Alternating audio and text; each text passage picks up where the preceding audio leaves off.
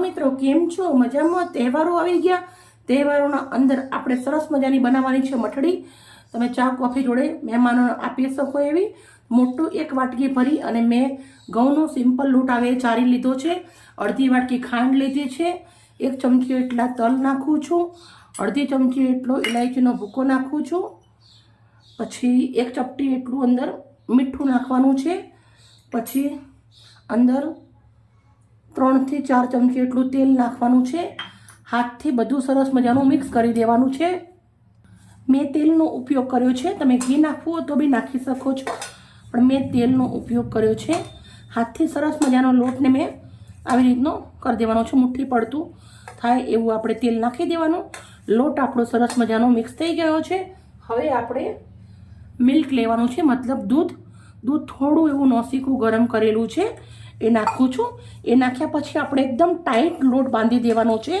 જેવી રીતના આપણે ભાખરીનો બાંધીએ એવી રીતના જરૂર પ્રમાણે દૂધ નાખવાનું અને એકદમ ટાઈટ લોટ બાંધી દેવાનો છે. હવે આપણે મેં લોટનું સરસ બાંધી રેડી કરી દીધો છે. હવે લોટમાંથી આપણે આવી રીતના મોટા મોટા લુવા બનાવવાના છે.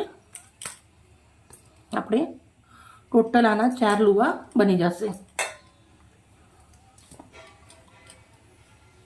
મેં ઓરસિયો લીધો છે.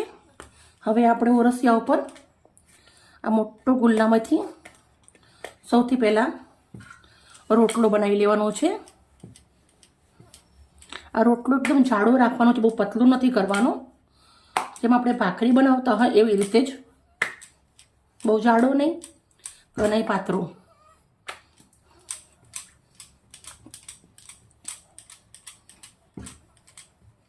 આપણે રોટલો બની અને રેડી થઈ ગયો છે. તમે જોઈ શકો ના જાડો કે ના પાતળો.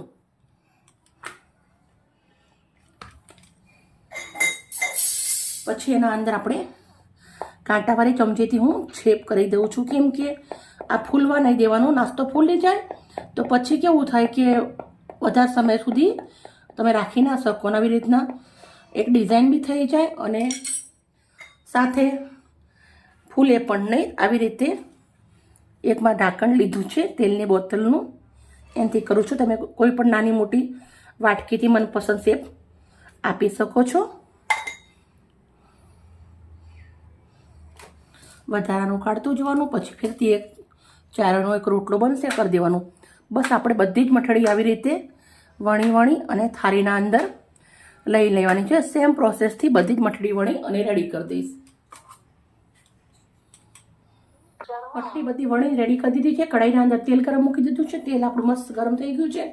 તો હવે આપણે આવી રીતે મઠડી તેલના અંદર એક એક કરી અને નાખી દેવાની છે.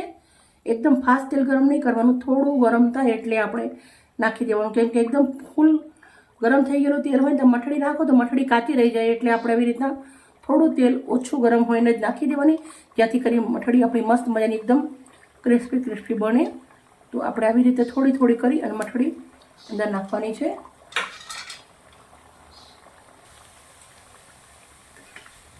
હવે આપણે આવી રીતના ઉલટાશું.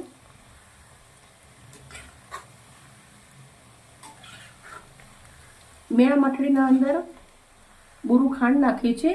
તમે ગોળ નાખો તો બી નાખી શકો છો. બાળકો માટે આ મઠડી એકદમ બેસ્ટ રહેશે. નાના મોટા બધાને સરસ લાગશે. મસ્ત મજાની આપણે એકદમ ક્રિસ્પી થાય ત્યાર સુધી તળી લેશું. મઠડીનો કલર ચેન્જ થઈ ગયો છે અને આવી રીતના કલર કોફી થઈ જાય એટલે આપણી મઠડી એકદમ ક્રિસ્પી બની ગઈ છે. હવે આપણે એક કાળાવાળા ચાયણાના અંદર લઈ લેવાની છે.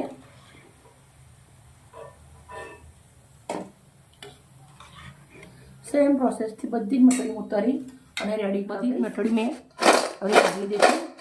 એકદમ ક્રિસ્પી અને સાથે એકદમ ટેસ્ટી છે. દેખાવામાં પણ તમે જોઈ શકો છો કેટલી સરસ મજાની દેખાય છે. નાના નાના કાણા અને સાથે આવી રીતના તલ લગાવેલા છે, અંદર તલ નાખ્યા છે. એટલે હવે આપણે આ મઠડીને કાચના બરણીના અંદર ભરી અને મહિના સુધી સાચવી શકાય છે. હવે આપણે સર્વ કરી દઈશું. હું પ્લેટના અંદર બધી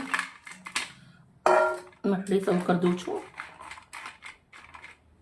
મિત્રો આજની વિડીયો અમારી સારી લાગી હોય તો પ્લીઝ એક લાઈક કરજો, દોસ્તોને અંદર શેર કરજો. આવી જ મજેદાર રેસીપી સાથે કાલે આવીશ ફેરથી. Okay, bye bye.